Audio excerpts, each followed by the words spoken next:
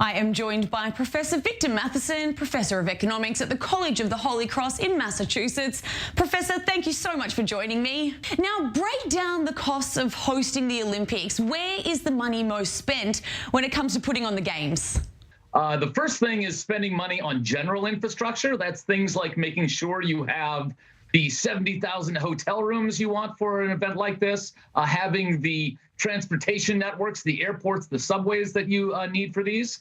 So that's your general infrastructure cost.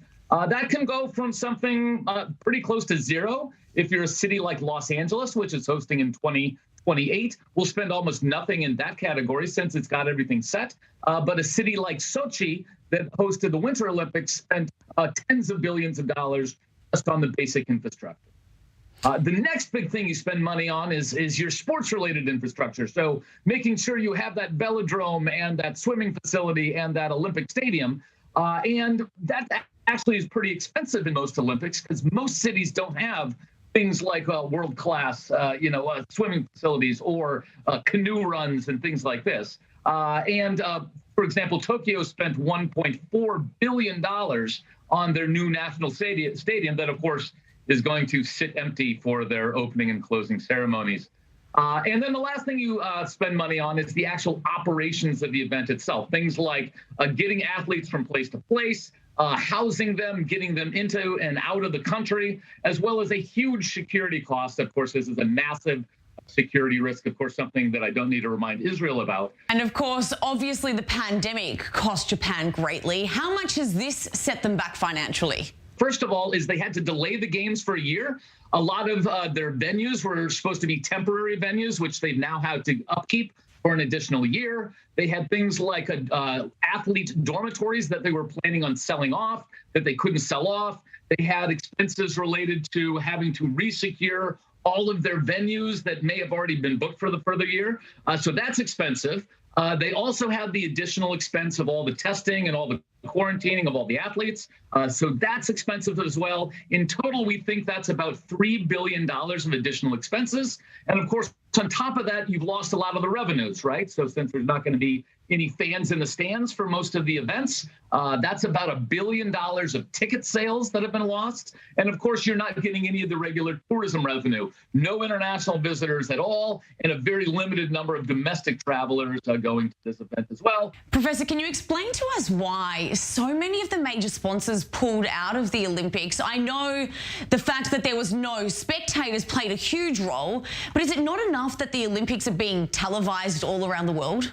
Well, so at least one thing going on is you're seeing a lot of the domestic advertisers want to drop out, right? So think of a company like Toyota that's a domestic sponsor of the event.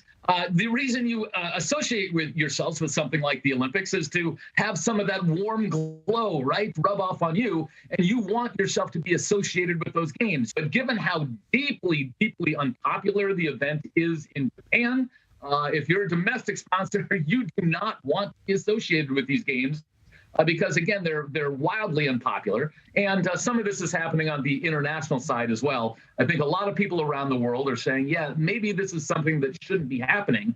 And it's something that's being done against the will of the Tokyo people. In pre-COVID times, host countries expected to make up the majority of that money spent in hosting the games on things like tourism and such.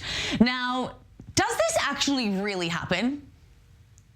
So there is no doubt that there is a large tourism bump associated with the Olympics. You're talking at minimum an additional 100,000 international visitors spending lots of money. And these are, of course, generally visitors that have a lot of money to spend.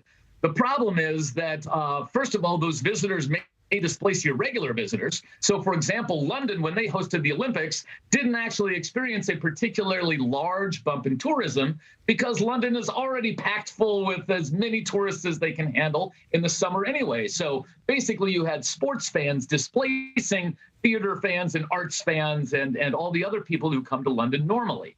And even if that didn't happen, the games are so expensive that it's almost impossible to cover those sort of costs just with the revenues you can generate over a 3-week period. So at most, the Olympics can generate maybe $5, $6, $7 billion, most of which isn't going to the host city. And when they cost in the range of $25 billion, there's just not enough to make up that difference. Well, Professor Victor Matheson, we have certainly learnt a lot from you today. So it's been a pleasure to have you on the show. Thank you so much for joining us. Thank you very much for having me. Again, enjoy the Olympics, but don't expect to get rich off of it.